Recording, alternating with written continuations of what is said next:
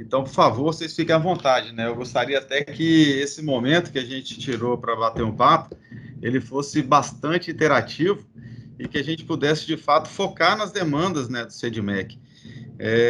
Da última vez eu tive aí, não recordo exatamente quando foi, Leandro, mas foi um grande prazer, né? É uma pena que a gente esteja fazendo o evento hoje em caráter virtual. Aquele dia foi muito bom, a gente pôde conhecer outras pessoas e trocar experiências e acabou gerando até oportunidade de negócio, aquela participação que eu fiz aí no centro de vocês. Então, assim, só reforçando a ideia de que realmente é um grande prazer estar aqui com esse grupo tão seleto, né? Pessoas tão importantes aí para o cenário econômico capixaba. E me sinto honrado de estar aqui trocando essa ideia com vocês. Então, Obrigado, reforço Sérgio. mais uma vez. Sim?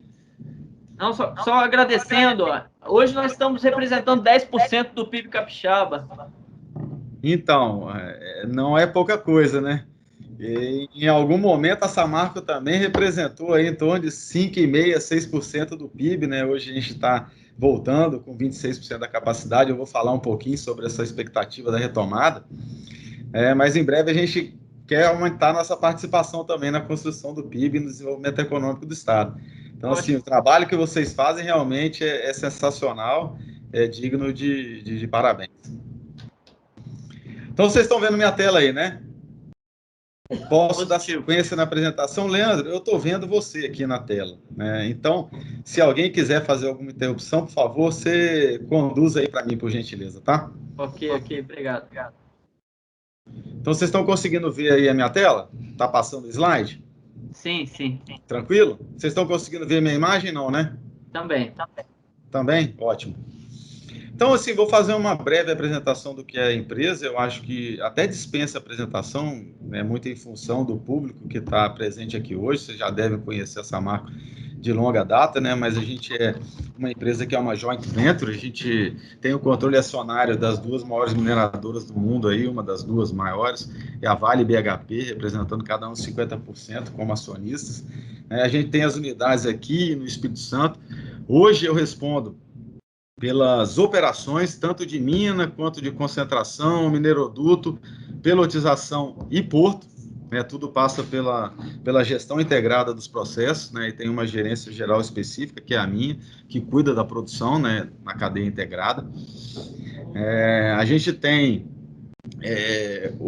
hoje a gente está com um quadro de empregados, né, que apesar de estar falando sobre o que era em 2015, a gente está com em torno de 4 mil empregos diretos, sendo que tem uma parcela que é um pouco maior lá em Germano, por conta das obras de descaracterização de barragens, e aqui em Ubu está em torno de 1.700 empregados diretos, trabalhando todos os dias na unidade. A gente tem clientes no mundo inteiro, a gente está conseguindo resgatar, né, os nossos contratos com os clientes.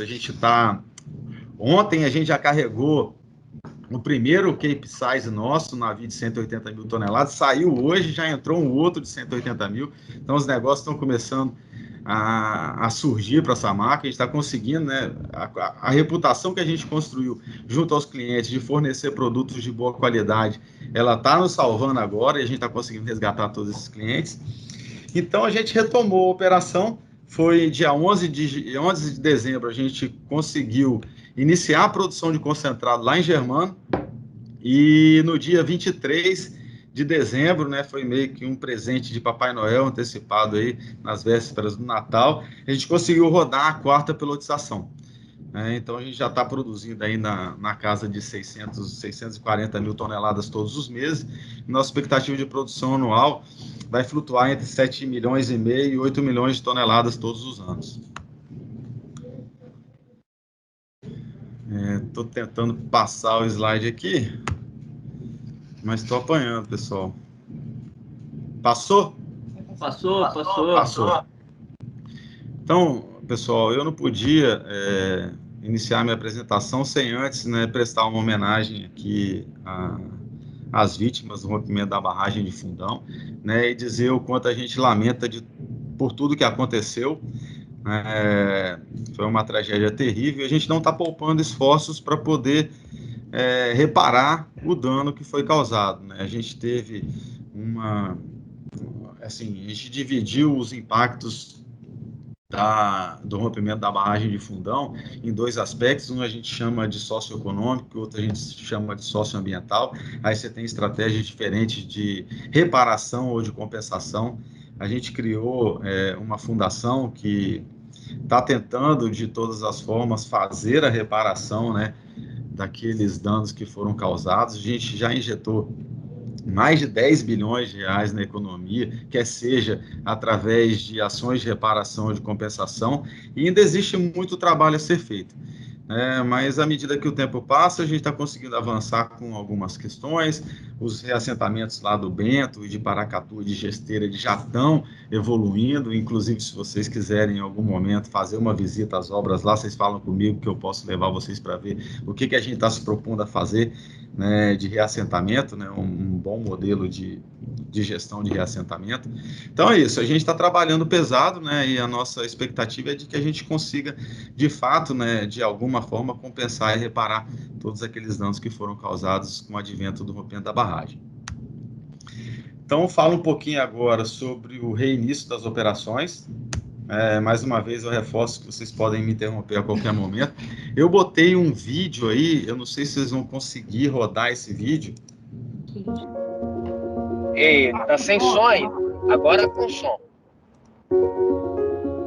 É tempo de recomeçar e, acima de tudo, tempo de fazer uma mineração diferente. Nos últimos anos, a segurança se tornou ainda mais importante para a Samarco. É um de nossos valores e nossa prioridade máxima. É pela segurança das pessoas e do meio ambiente que iniciamos a implementação de novas soluções para o tratamento e disposição de rejeitos. Para garantir o retorno operacional sem o uso de barragens, a Samarco optou pela construção de uma planta de filtragem. O grande diferencial dessa tecnologia é que o rejeito passa a ser um material arenoso. Isso permite o empilhamento a seco de 80% do total de rejeitos gerados após o beneficiamento do minério de ferro. Os 20% restantes do rejeito gerado, denominado lama, é composta por água e o fino do minério. Esse material será disposto na cava Alegria Sul, área anteriormente utilizada para a lavra do minério de ferro. Essa estrutura é um reservatório confinado e permite a contenção natural do rejeito com alto índice de segurança geotécnica. É a forma mais segura de disposição dos rejeitos e ambos os processos possibilitam que a água extraída seja recirculada no processo produtivo da empresa. Todas essas instalações serão incorporadas ao sistema integrado de segurança e monitoradas por instrumentos 7 dias por semana, 24 horas por dia, a partir do Centro de Monitoramento e Inspeção. Em paralelo, diversas equipes se dedicam à conservação das estruturas físicas da empresa e à prontidão operacional, projeto que integra as atividades corporativas e operacionais que asseguram a retomada segura e responsável. A Samarco também iniciou o projeto de descaracterização da barragem e cava do Germano. Nesse processo, a estrutura perde as características de barragem. O projeto tem como objetivo a estabilidade de longo prazo e a recuperação ambiental da área.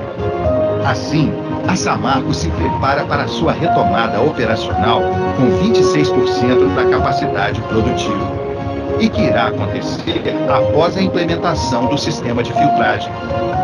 É hora de reconstruir as nossas relações de confiança com determinação e muito trabalho.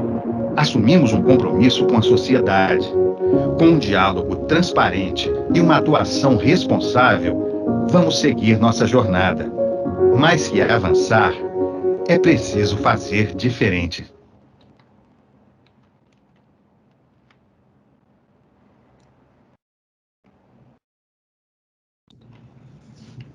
Leandro, eu acho que antes do vídeo iniciar você estava com a palavra. Fique à vontade de fazer uso. Opa, só desculpa. Antes do vídeo iniciar você estava fazendo uso da palavra. Por favor, fique à vontade. Sim, eu ia dizendo que a gente esperou com bastante expectativa esse retorno, a gente participou das audiências também para contribuir com esse retorno que a gente sabe que é muito importante para o Espírito Santo, é muito importante, não só para o Estado, né, como para o nosso país. Então, queria parabenizar mais uma vez aqui nessa oportunidade.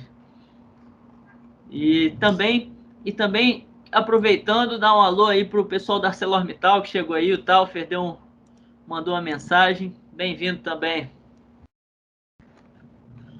Ô, Leandro, foi bom que você tocou nesse assunto, porque eu não posso perder a chance também de agradecer, né, o grande apoio que a gente recebeu do Sedmec e seus associados, né, à época das audiências públicas que foram realizadas em Minas Gerais, em especial em Ouro Preto e Matipó, onde a gente teve a presença bastante atuante, né, dos membros do Sedmec, que de fato foi um fator muito importante para que o nosso licenciamento operacional corretivo fosse aprovado.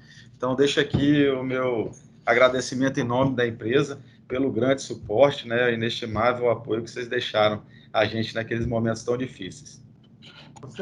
Sérgio, só fazer uma consideração, o Agostinho falando, dizer que nosso posicionamento vai ao encontro da justiça, tá certo? Porque a gente acredita que o que aconteceu, né, é algo que ninguém espera, nem esperava. Então, a gente acredita que era uma questão de justiça a retomada dessa marca pelo trabalho que ele fez, por tudo que ele fez, e que ele vai continuar fazendo do nosso Estado. Então, a gente quer muito estar junto com vocês, porque os ganhos, assim, que vocês trazem de significado para o Estado, para o país, é algo, assim, inestimável. Por isso que a gente compra essa, não vou falar essa briga, não, compra essa causa. A palavra é essa, compra essa.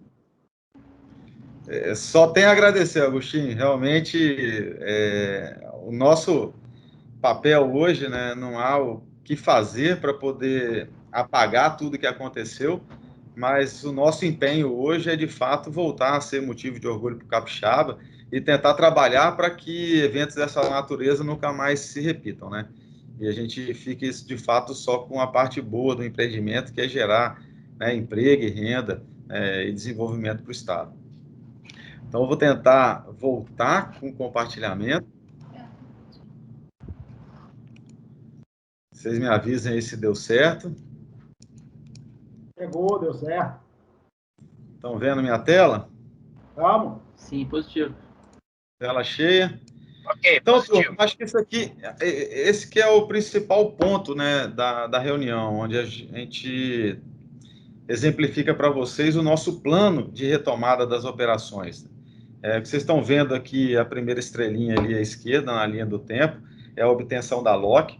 A partir do momento que a gente recebeu a licença operacional corretiva, a gente teve um tempo para poder construir as estruturas de disposição de rejeito, para construir a filtragem, né? A gente teve que construir uma cava, né? Na verdade, a cava já existia, a cava é uma área de lavra de minério, que ainda tem minério lá, mas que a gente está usando essa lavra, essa cava, como uma estrutura ultra segura de disposição de lama, né? Então, a gente teve que construir, preparar essa cava para receber a lama, e a gente teve que construir uma filtragem para pegar 80% do resíduo, né, do material que é gerado na produção de concentrado de minério de ferro, classificado como rejeito.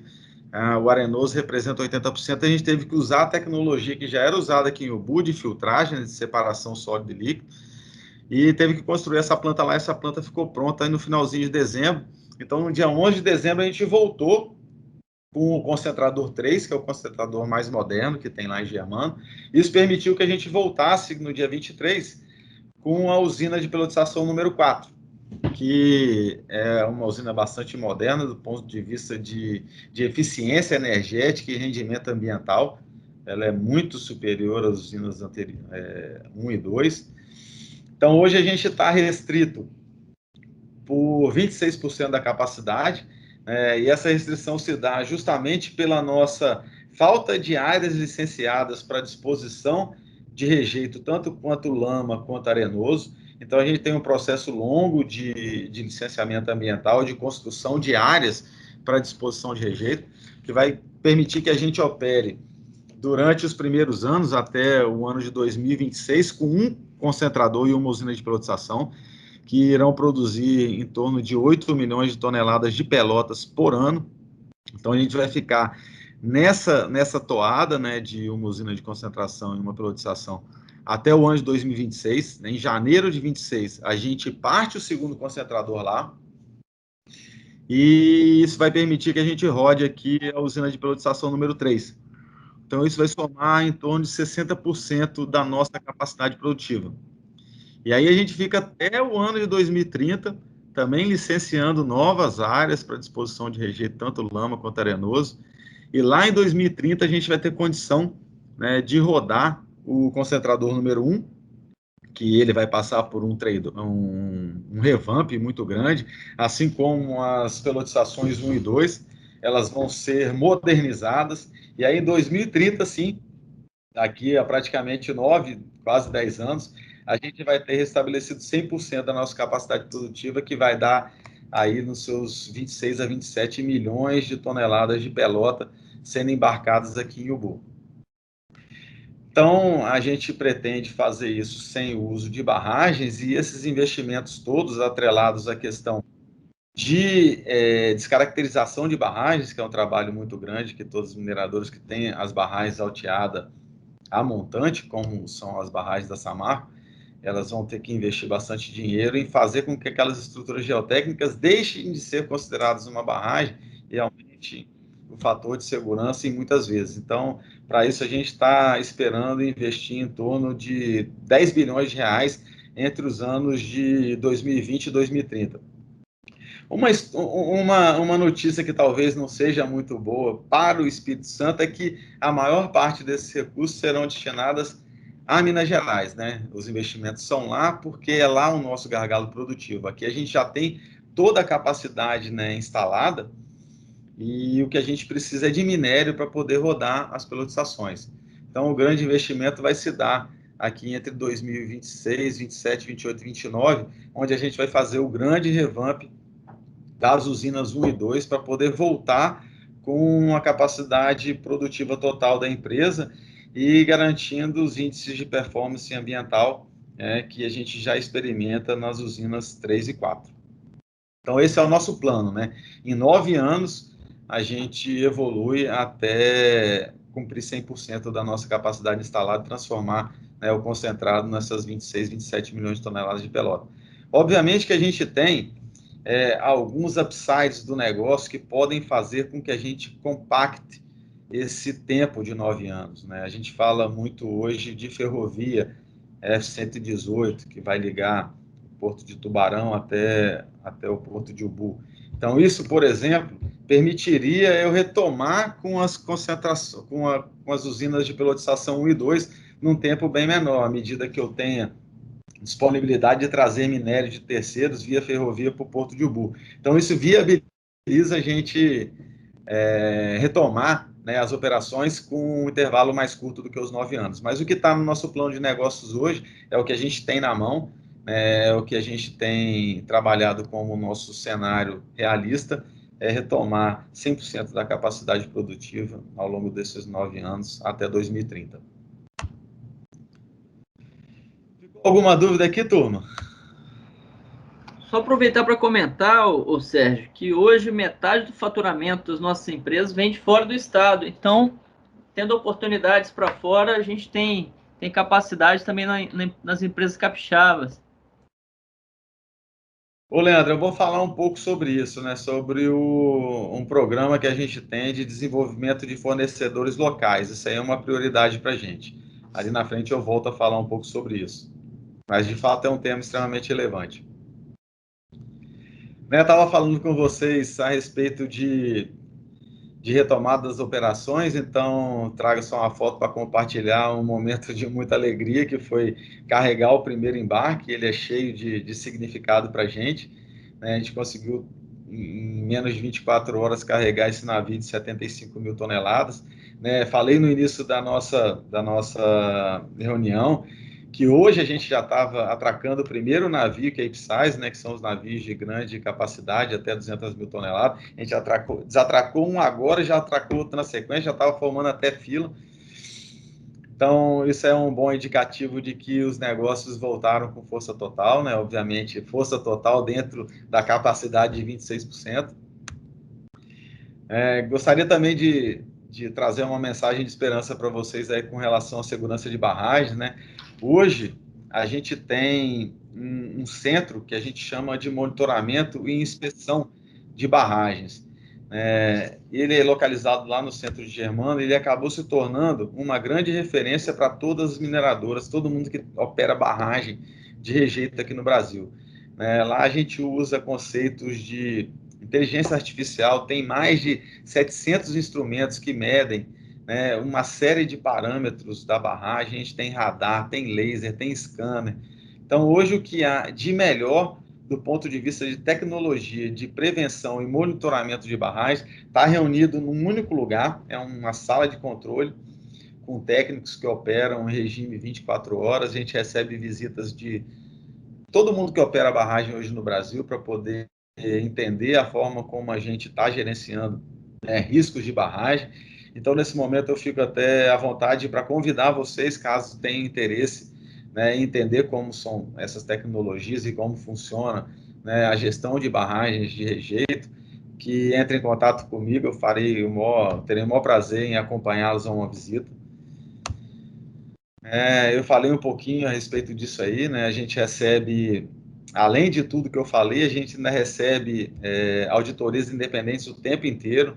A Aecon é uma auditoria que é extremamente especializada em barragens e ela só paga pela Samarco, mas ela responde para o Ministério Público, então é completamente independente da gente, ela só presta contas para o Ministério Público. Tem o ITRB também, que é um quadro internacional de inspetores de barragem que fazem isso, e a gente recebe as DCEs das nossas barragens, estão todas em dia e todas com um nível de segurança acima daquilo que é preconizado pela lei. Nesse slide aqui eu mostro um pouquinho das estruturas geotécnicas que eu estou falando, né? A gente tem no quadro inferior aí embaixo, a gente tem a cava de Alegria Sul, é aí que serão dispostos os rejeitos em forma de lama. Como se pode ver, é um buraco no chão, então não tem questão relacionada à estabilidade geotécnica, você está basicamente envolto por rocha, solo compactado e minério de ferro. Então, se você pudesse dar uma nota, em segurança de uma barragem, essa aí recebe a nota máxima, não uma barragem, uma estrutura de disposição de rejeito, essa receberia a nota máxima. E queria destacar também aqui o que a gente chama de dique S4, que é um dique que foi construído a jusante de todas as barragens da Samarco e que tem como função garantir a qualidade da água. Toda e qualquer água que, porventura, saia da barragem, é normal a gente ter água percolando pelos filtros. Então, toda e qualquer água passa pelo dique S4 e ela recebe um tratamento antes de ser vertida para qualquer corpo hídrico. Então, você tem uma série de parâmetros ambientais que precisam ser respeitados quando você vai lançar qualquer tipo de efluente industrial em corpo hídrico. Então, a gente garante, com essas estruturas, além da barragem de Santarém e dique S4, a gente garante que toda a água vertida para os corpos hídricos estejam em perfeita concordância com a legislação vigente. Aqui eu mostro também o que a gente fez lá em Germano para poder garantir a estabilidade da disposição do rejeito arenoso. A gente construiu uma filtragem nova lá para fazer a separação sólido-líquido. Então, hoje, todo rejeito arenoso, que representa 80% de tudo que é gerado na extração mineral, e no beneficiamento do minério, ele hoje é filtrado, e compactado em pilhas. Então, vocês podem ver no quadro inferior direito aí, a torta que é formada do rejeito arenoso. Então, isso é levado para uma área bastante extensa, você tem velocidades máximas de crescimento dessas pilhas, que não podem ultrapassar, por exemplo, 2,5 metros por mês. Então, você precisa de áreas muito grandes para poder fazer a disposição definitiva desse material. Então, está funcionando muito bem, a filtragem lá é um sucesso. A gente acabou trazendo um novo standard, um novo padrão para a mineração, Agora, isso acabou se tornando um caso de sucesso e até mesmo as autoridades, não mais facilitam a vida de quem quer criar uma estrutura de disposição de rejeito para poder dispor arenoso, porque sabe que já existe solução muito prática e muito viável, que é a filtragem de rejeitos. Então, essa aqui é uma das formas que a gente está materializando o que a gente fala que é possível, sim, fazer uma mineração diferente, uma mineração responsável, uma mineração sustentável. Então, essa é uma das ideias que a gente tem, que materializa essa vontade de fazer as coisas diferentes, fazer melhor. Então, essa é uma das pilhas de disposição de rejeito arenoso, são várias dessa aí, essa é uma, é o PDR Alegria Sul. Então, vocês veem o tamanho, né, da área que precisa, tem 5 áreas dessa aí. Isso é para os primeiros anos de operação. À medida que a gente for evoluindo com o crescimento dessas pilhas, a gente vai ter que criar novas áreas, por isso que é demorado fazer o licenciamento ambiental de áreas desse tamanho aí, para poder continuar à disposição do rejeito arenoso. Então, eu falei também um pouquinho sobre descaracterização de barragens, né? A gente tem o que a gente chama lá de barragem de Germano, que é uma grande barragem, é uma das maiores barragens alteadas a montante do Brasil. Então, essa barragem, ela é uma barragem que não opera mais, nenhuma barragem dessa marca opera, mas elas estão lá como barragens, e elas precisam sofrer um processo que a gente chama de descaracterização. Você tem que transformar essa estrutura geotécnica em algo que não seja mais classificado como barragem de acordo com a literatura e a legislação. Então, isso implica você fazer um grande reforço a jusante, muitas vezes maior do que o próprio maciço do barramento. Implica em você impermeabilizar toda a área superficial dessa barragem e revegetar. Além disso, você tem que fazer todo um sistema de drenos, e extravasores para poder garantir que nenhuma água vá percolar nessa barragem. Então, esse tipo de atividade a gente tem que fazer basicamente em 2 grandes estruturas, que é a cava de Germano e a barragem de Germano. Isso vai consumir uma quantidade grande de recursos, uma boa parte daqueles 10 bilhões de reais que eu falei que a gente vai investir nos próximos anos. Então, esses trabalhos já começaram, já estão a pleno vapor, mas são trabalhos que são de longa duração. Dúvidas até aqui, pessoal? Algum comentário? Posso seguir? Bem, eu não ouço vocês, não sei se eu caí ou se a gente está junto. Não, tá tudo certo. Ninguém levantou a mãozinha aí, mas parabéns pela apresentação, tá muito, muito esclarecedora, como a última que você também já tinha feito, né? E mostra aí as ações de forma clara que vocês estão buscando. Acho que com relação a dúvidas, o pessoal não tem. Eu já vou caminhando para até encerrar a apresentação. Vou fazer a última parte aqui e eu gostaria bastante de dedicar um tempo para a gente bater um papo, E se surgir alguma questão, eu vou ter bastante prazer em responder. Acho até que a gente pode falar um pouquinho, Leandro, sobre a intenção que o CEDMEC tem de criar um grupo de inovação onde a gente lance desafios. Inclusive, eu já tenho até um na cabeça aqui, que eu vou lançar hoje, tá? Opa, isso é uma boa notícia. Isso é uma excelente notícia. Excelente notícia. Já chega o primeiro desafio, puxando os demais. Legal, o nosso combustível é o desafio. Bora para cima. Então, no finalzinho, quando eu concluir a apresentação aqui, a gente volta a falar sobre de que forma a gente vai poder evoluir com essa questão da inovação entre SAMARC e CEDMEC. A gente guarda um tempo e fala sobre isso. Ótimo. Eu trago aqui um pouco da experiência que a gente já está tendo, com relação a essa questão de inovação aberta. A gente já faz uso dessa articulação entre setores, usando em especial a academia, mas tem 2 parceiros que a gente já consolidou a parceria, que é o Mining Hub, que é um hub de inovação que está lá em Minas Gerais e que está capitaneado pelo IBRAM. E aqui a gente também tem uma conexão bastante forte já com o Fins Lab, que é da Fins, e a gente já começou, já tem desafios sendo lançados lá, e eu imagino que a gente possa ampliar essa questão da inovação aberta e trazer, de fato, o CEDMEC para esse cenário.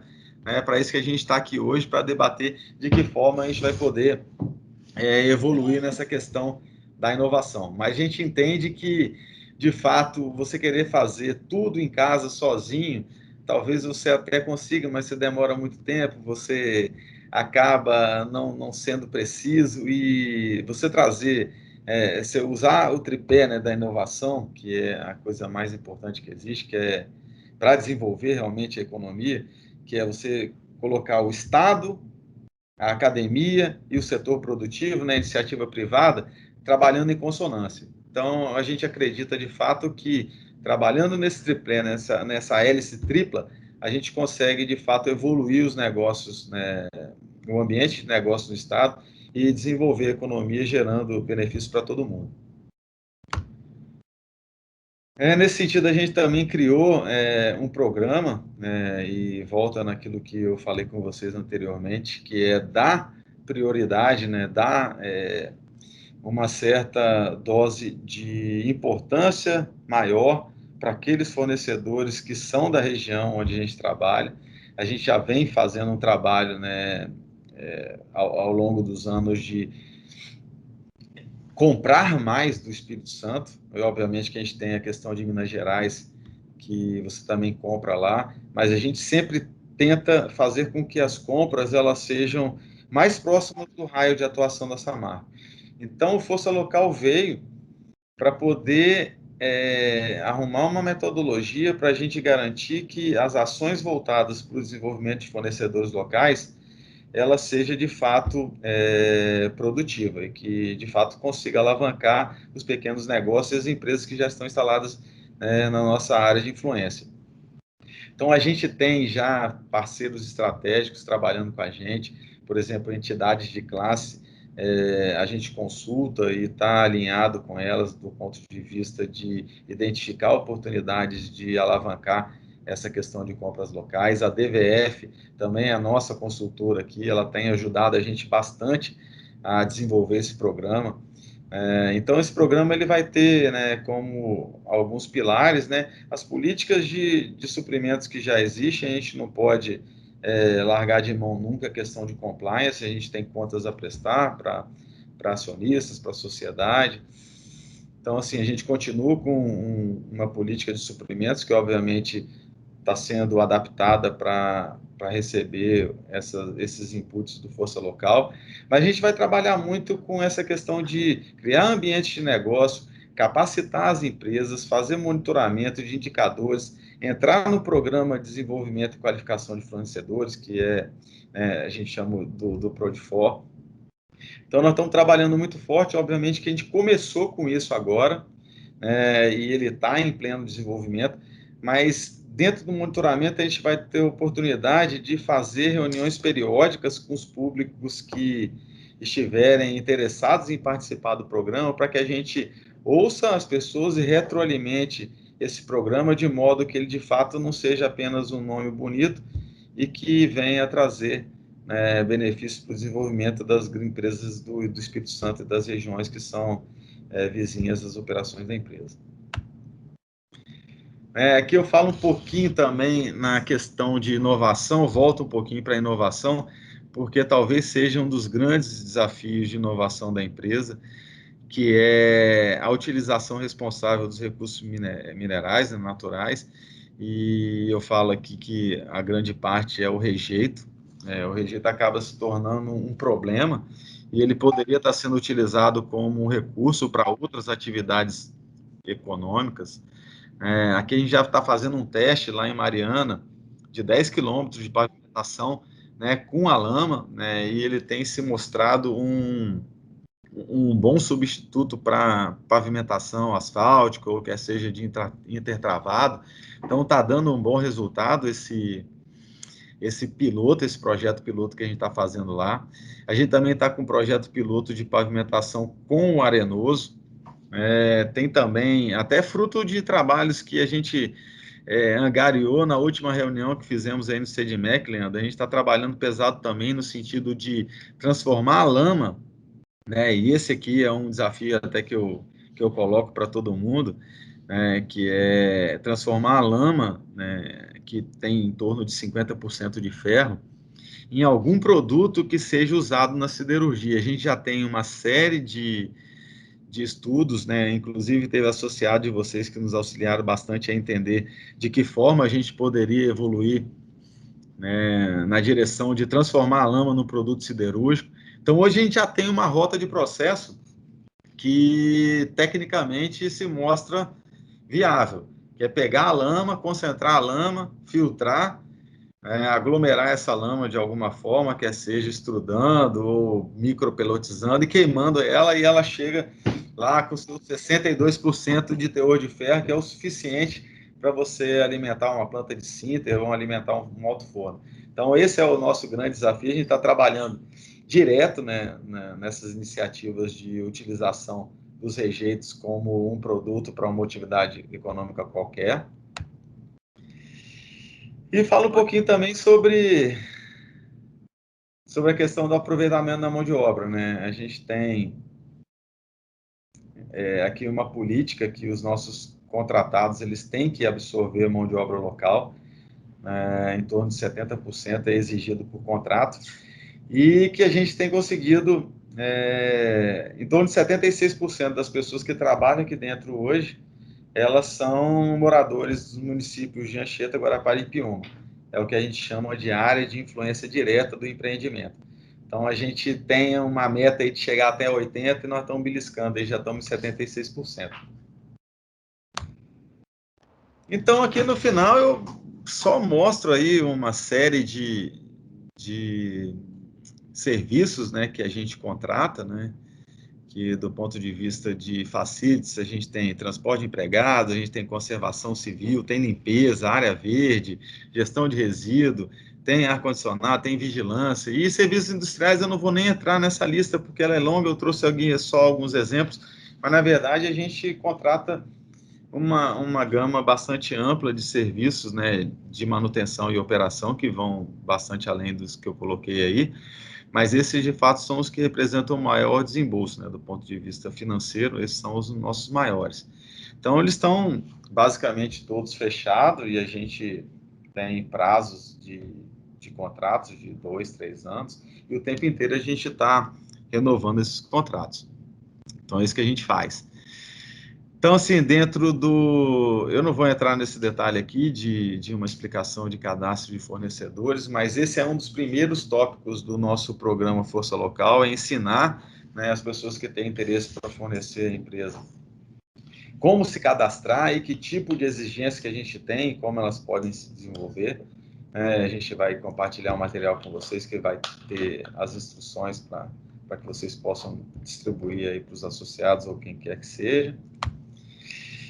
E já caminhando para o final da apresentação, né, mas não para o final do nosso bate-papo, né, fica só uma mensagem aqui de esperança, que é fazer uma mineração diferente e sustentável, né, que é capaz de gerar, né, e compartilhar valor com toda a sociedade, né. Esse é o grande compromisso do empreendimento, de alguma forma compensar, né, o que já aconteceu no passado e voltar a ser motivo de orgulho para o capixaba. Então, com essas palavras, eu agradeço aqui a participação de vocês, a oportunidade de falar, e abro a palavra para que a gente possa bater algum papo. Pode responder perguntas. Vou parar aqui, tá? Tá, tudo bem, tudo bem. Sérgio, queria te agradecer mais uma vez pela apresentação, pela disponibilidade. Com relação à inovação, a gente tem alguns cases interessantes que a gente já fez com... inclusive, o primeiro, a Findes faz parte do nosso conselho administrativo, a gente tem uma relação muito boa. Então, nosso primeiro lançamento de desafios de inovação aberta foram justamente dentro da Findes, em 2016, que a gente começou com essa caminhada. Então, o ArcelorMittal, em seguida veio a Vale, e uma coisa interessante é que a gente vê que, às vezes, você mira laranja e aparece maçã, você chega lá com expectativa já que alguém traga uma solução específica de uma forma, e aí as empresas surpreendem. O Taufer está por aí, Taufer. O Taufer pode até contar um pouco para a gente também de como foi essa experiência, de conhecer algumas empresas, às vezes, que estavam do lado da Celor, que a Celor ia contratar em São Paulo, não sabia, né? Boa tarde, Leandro. Boa tarde a todos. Vocês estão me escutando bem? Alto e claro, pessoal. Beleza. Estou indicando para mim aqui uma má qualidade da minha internet aqui em casa, mas vamos lá. Bom, como você comentou, Leandro, realmente, nós tivemos várias gratas surpresas ao longo desses anos que a gente vem trabalhando junto. Um grande exemplo era uma empresa que ela estava literalmente do lado da portaria, ou seja, do lado do muro da empresa que a gente não conhecia, e nós acabamos contratando ela, prestando serviço para a gente. E foi através, né, desse contato com o CDMEC. E várias ações que nós fizemos juntos aí surtiram excelentes resultados para todos. E gostaria, antemão, agradecer a Samarca pela apresentação, muito boa, seja bem-vinda para a produção, eu sei como é isso, trabalhei muito tempo na produção, no processo, imagino a felicidade de vocês quando caiu a primeira pelota lá no pátio, depois da produção, posso imaginar, realmente um presente enorme de Natal aí. Seja bem-vindo e que venha bastante frutos também. E, Leandro, realmente essa parceria com o CDMEC, ela, nesses últimos 3, 4 anos aí que a gente está junto aí, várias ações conjuntas. E outra, aquela coisa que eu sempre comentei, né? Parecia que vocês estavam unindo casamento para a gente. Porque várias empresas que a gente não conhecia, né? Eu digo a ArcelorMittal Tubarão não conhecia, né? Para quem não me conhece, eu sou do centro de pesquisa do grupo. Então, a partir daquele momento, dessa interação, a gente pode aproveitar. Obrigado aí pela palavra. Obrigado. Você falou no negócio, tal, que tocou o coração. Ó. Essa aqui, ó, é a primeira pelota que caiu no pátio. Caiu na minha mão. Ó. Já fui lá pegar para fazer um souvenir aqui, deixar na minha mesa.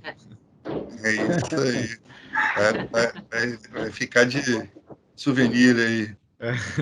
É uma boa recordação. Vende caro ela, não vende não. Se vender, vende caro. Ela não deve ter preço, né? Ela não Essa tem aqui preço. não tem preço, não. Eu costumo dizer que o que tem valor não tem preço. Isso é que é o mais importante, que tem valor. Né? Engraçado, né, que tem até uma história interessante aí, que o nosso primeiro cliente em 77 foi o mesmo cliente que levou a produção agora na retomada das operações. Que legal. Leandro, me permite aqui só uma consideração? Claro. Assim, muito focada aí para o Sérgio, que é assim, os desafios dentro do CDMEC, eu acho que ele tem uma característica assim, muito especial. É que ele tem uma característica de pensar muito simples e direto no negócio. As experiências que tivemos, a última agora tivemos com a Abrametal, foi sensacional. Você identifica uma dor e traz exatamente uma pessoa que tem potencial para cuidar daquele problema. E assim, eu costumo dizer assim, elogiar muito o trabalho da Luciana, porque ela faz essa conexão muito bem feita, e às vezes ela fica triste, que ela esperava que tivesse 30 projetos. Eu falei, se tiver 2 projetos e resolver 2 problemas, já está ótimo, né? E assim, a gente não tem aquelas coisas mirabolantes, é coisa muito prática, sabe? É pesquisa aplicada mesmo. Eu tenho um problema na minha caneta. Legal, resolvi o problema. Tchau, briguei, vamos seguir em frente. Então, esse conceito muito de business. A gente quer que inovação não pode ser espuma. Inovação tem que ser business, tem que ser nota fiscal, tem que ser dinheiro na conta das pessoas. E essa é uma característica muito do CDMEC. Ele quer que seja negócio. E com relação à força local, é música para os nossos ouvidos que normalmente conteúdo local sempre foi cumprido por obrigação contratual, né? E quando deixa de ser apenas uma obrigação contratual e vira uma ação cultural da empresa, é muito bom, porque a empresa fala assim, é bom fazer negócio com a turma da minha volta. Não é porque mandaram, não é porque está na lei, é porque é melhor. Então isso culturalmente vai dar muito mais resultado e é aquilo que a gente crê muito. Então, de novo, dar parabéns aí, e assim, a gente está muito, muito feliz com a retomada. Mas é uma música mesmo para os nossos ouvidos. Valeu. Muito obrigado, Agostinho. Vocês vão ter a oportunidade de participar efetivamente aí do desenvolvimento do programa. Eu só queria fazer justiça a uma coisa, né? O Leandro já tem me procurado, já tem um bom tempo, para a gente criar esse momento de trabalhar a inovação aberta. Eu acabei enrolando ele um pouco porque a gente estava numa etapa muito complicada, que era de retomada das operações. Então, a gente conseguiu vencer essa etapa, ainda tem um ramp-up, que é um pouquinho complicado, mas agora está dando para a gente parar, Leandro, e conversar a respeito de como é que a gente vai poder evoluir nessa questão da inovação aberta. Então, agora a agenda abriu aí oportunidade para a gente dedicar um pouco de atenção a isso. Mas o Leandro insistiu bastante, tá? Tá ótimo. Se não evoluiu até agora, foi por culpa nossa. Mas é perfeitamente compreensível que a gente teve, no ano passado mesmo, a gente ia fazendo o agendamento, acho que para 31 de março, a gente já estava com a agenda marcada e, de repente, começou a estourar notícia de isolamento, de lockdown, e aí a gente teve que paralisar tudo, né? Mas, assim, a gente vê um ponto que o Agostinho falou, de a gente fazer uma coisa bem pragmática, que a gente tem feito dentro da nossa meta de visitas técnicas, que eu até apresentei no início da apresentação, que a gente não conseguiu cumprir no ano passado por conta desse isolamento, mas a gente tem feito visitas técnicas muito, muito selecionadas, muito qualificadas. Então, você apresenta, olha, vamos fazer uma visita técnica a determinada área. Então, o que a gente tem de oportunidades e desafios nessa área? Temos desafios de automação, temos desafios de materiais, enfim, e a partir daí a gente seleciona o grupo de empresas que já tem alguma pré-qualificação, já tem o know-how, para que elas já façam a visita, e geralmente nessas visitas, em seguida, surge negócio. Se não surgir um projeto de uma solução inovadora, no mínimo negócio tem saído em todas as visitas dessas que têm sido feitas. Então, foi uma iniciativa que a gente gostou bastante e tem tido um retorno bastante positivo. E a reunião de hoje, reuniões como a de hoje, que a gente fez da última vez no CEPID, né, a gente vê como oportunidades para o pessoal também comentar, conversar, fazer essa relação, como surgiram já algumas soluções de associados aí para a questão dos rejeitos, né? Então, se alguém quiser fazer algum comentário extra, se apresentar, pode ficar à vontade também. Ok, Leandro. Paulo Lana, poderia falar um minuto? Com certeza. Ok, tarde, Sérgio Paulo. Milei, parabéns. Boa tarde. Tudo bem? Boa tarde, Sérgio. Boa tarde, Sérgio. Bom, Sérgio, parabéns pela sua apresentação, fantástica, muito legal. E eu gostaria apenas de relembrar naquela reunião lá do CEPID, lá há 2 anos, não é isso, Leandro? 2 anos, né? Mais ou menos? Acredito que sim. Você disse lá o seguinte: nós queremos que essa marca seja reconhecida como uma empresa que, eu não sei se se retomou das cinzas, uma coisa desse tipo. Você se lembra bem? É a lenda da Fênix. Fênix, exatamente, da Fênix, exatamente. E eu acho, parabéns, que você está conseguindo isso. Isso é muito legal, cara. Muito bacana mesmo. Parabéns, viu? Era só isso por enquanto. Muito obrigado, Paulo.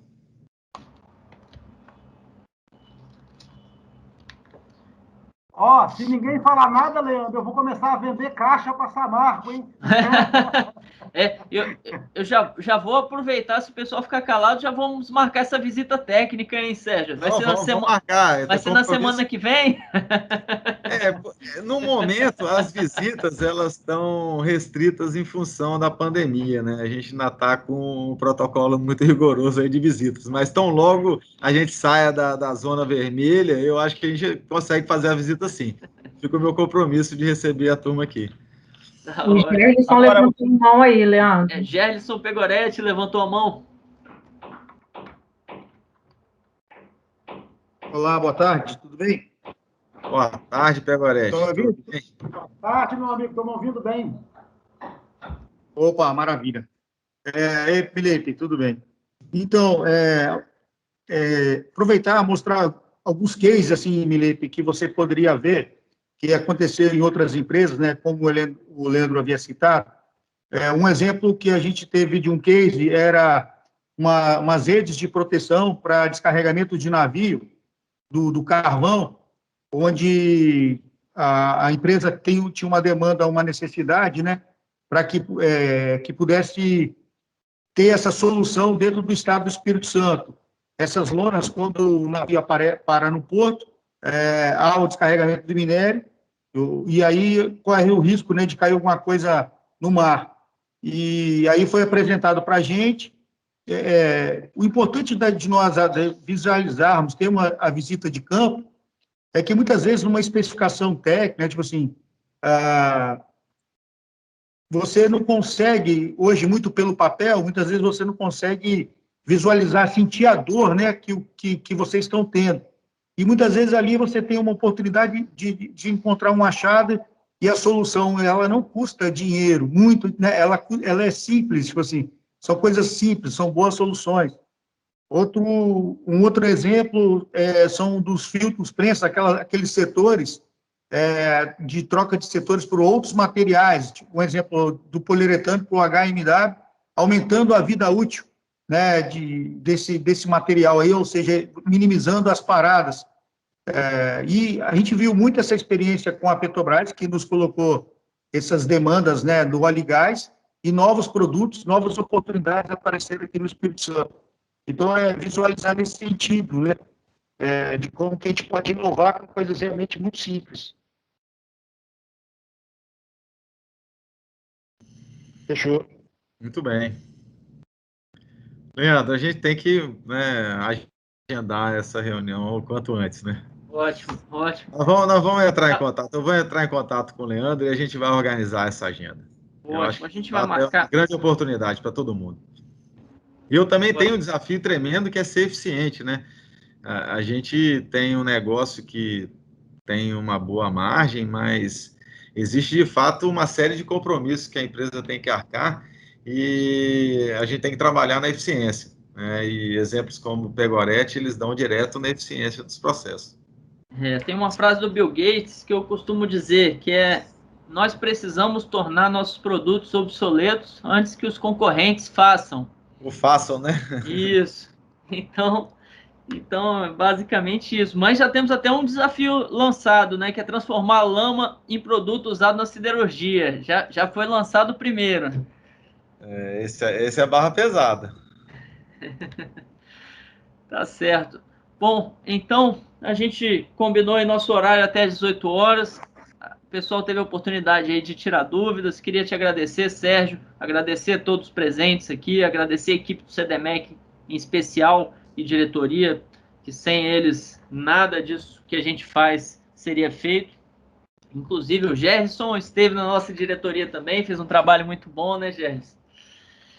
E bom, a gente vai mandar as apresentações que a gente puder mandar, a gente vai mandar as informações e vamos divulgar depois também no site do CDMEC, tá bom, pessoal?